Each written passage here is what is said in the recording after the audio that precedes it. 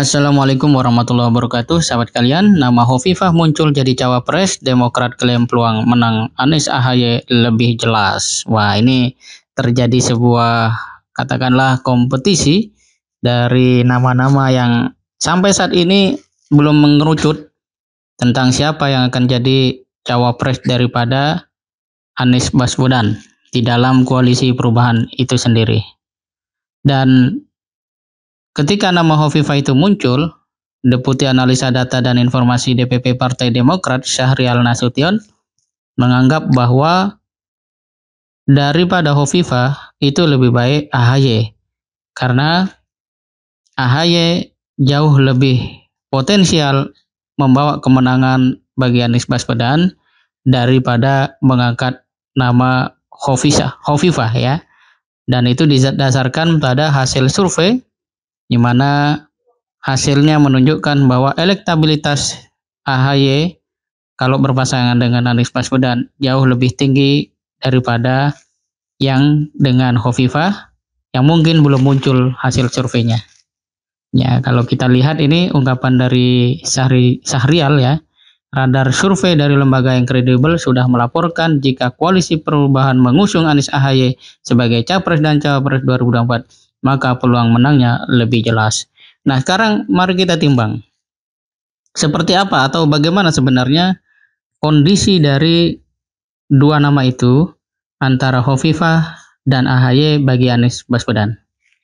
Yang pasti, kalau koalisi perubahan masih berputar-putar soal nama cawapres, misalnya Hovifah atau AHY, maka dari pantauan media yang muncul, ini akan menghambat ya deklarasi dari koalisi perubahan itu sendiri.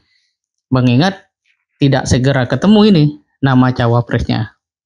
Nah, artinya kalau kita lihat terus-menerus seperti ini, maka jadwal deklarasi koalisi perubahan boleh jadi akan mundur, dan kalau terus seperti itu tidak ada kesepakatan, ya ini dalam konteks yang lebih ekstrim lagi, koalisi ini akan hanya menjadi catatan perbincangan, tidak lagi menjadi sebuah kenyataan.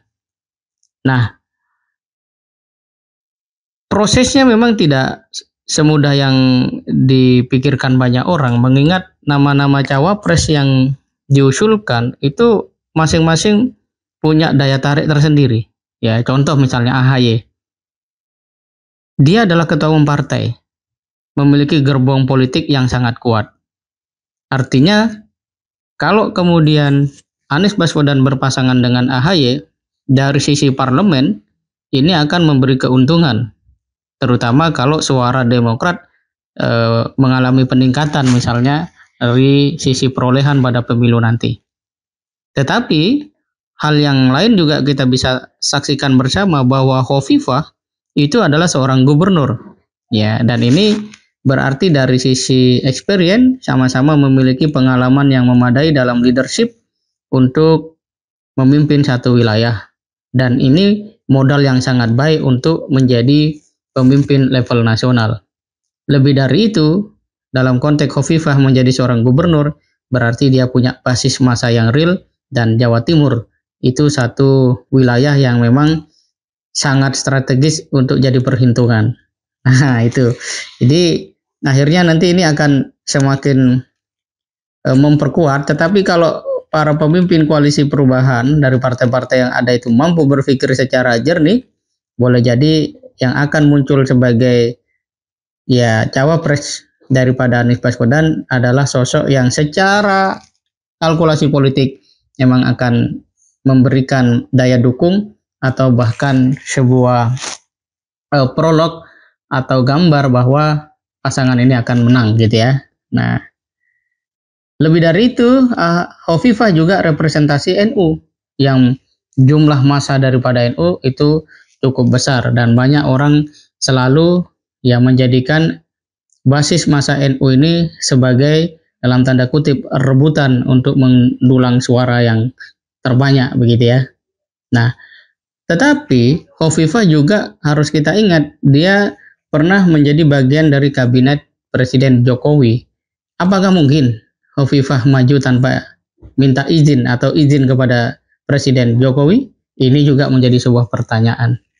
Tetapi kalau dalam konteks manuver, terutama dengan gaya Surya Paloh selama ini, boleh jadi itu bukan masalah yang berarti. Nah, dengan demikian kita bisa lihat bahwa di atas kertas, Hovifah lebih unggul dari AHY berdasarkan pengalaman keduanya. Namun, kita tidak bisa memandang sebelah mata. AHY ini adalah seorang putra presiden, punya partai, dan tentu saja dia akan memiliki ya independensi untuk mengambil sebuah sikap. Ya, misalnya kalau partai atau koalisi perubahan ini tidak mengusung AHY, Demokrat berpindah haluan, itu berarti akan sangat mungkin dilakukan. Karena secara langsung AHY adalah ketua umum daripada partai yang lumayan besar, yaitu Partai Demokrat. Dan tentu saja untuk Partai Demokrat itu tidak sama dengan PKS. Ya, ada cara mereka atau kultur mereka di dalam memandang atau bermanuver secara politik. Nah, ini yang tidak ada pada diri Hovifah, karena Hovifah bukan pemimpin partai dan tentu saja Hovifah sangat dependen terhadap partai pengusung, sama posisinya seperti Anies. Kenapa Anies juga diisukan bahwa dia akan deadlock dan seterusnya? Karena memang posisi Anies sangat tergantung pada Partai Nasdem, dalam hal ini adalah Surya Paloh.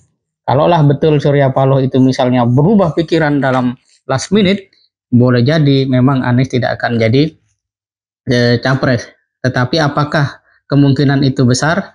Nah, ini yang tampaknya belum banyak yang bisa memberikan wawasan ataupun keterangan. Dan kalau kita lihat sepertinya komitmen Nasdem kepada Anies itu sangat kuat. Nah, kalau posisi PKS dalam koalisi perubahan, mau AHY atau Hovifah, PKS tidak menjadi masalah.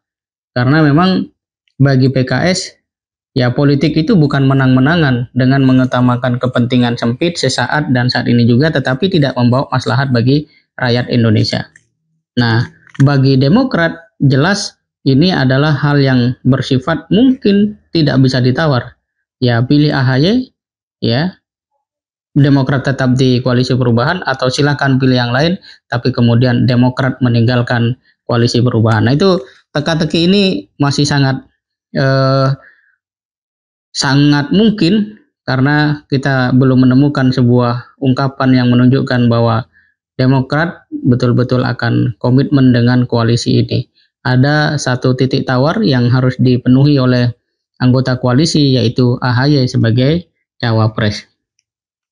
Nah, sahabat kalian, kalau kita merujuk pada pandangan Socrates, maka ketiga partai itu harusnya memahami bahwa yang penting bagi mereka adalah mengedepankan moral agar tujuan politik mencapai kebaikan bersama bagi semua warga negara dapat terwujud. Tapi kalau masing-masing mengutamakan egonya, jelas ini akan menjadi sebuah konflik pertama yang pada akhirnya nanti ketika misalnya koalisi perubahan ini menang, ya capres dan cawapresnya juga menang, itu akan potensi membawa masalah turunan. Nah, sekarang kita sebagai rakyat ya memang dituntut untuk cerdas dalam memahami politik. Hingga dengan demikian maka koalisi perubahan itu akan berusaha keras menampilkan sosok pendamping daripada Anies Baswedan yang memang betul-betul cakap dan bermoral. Nah, siapa dari nama-nama itu yang paling mungkin? Ya kita nantikan saja apa yang akan terjadi pada episode berikutnya. Demikian, terima kasih. Assalamualaikum warahmatullahi wabarakatuh.